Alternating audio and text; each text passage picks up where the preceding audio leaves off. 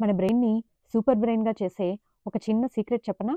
మన left brain, మన right brain ఎక్కువసేపు బ్యాలెన్స్డ్గా ఉన్నప్పుడు మన బ్రెయిన్లో ఒక పవర్ఫుల్ స్టేట్ మేల్కొంటుంది. కొత్త న్యూరాన్స్ యాక్టివేట్ అవుతాయి.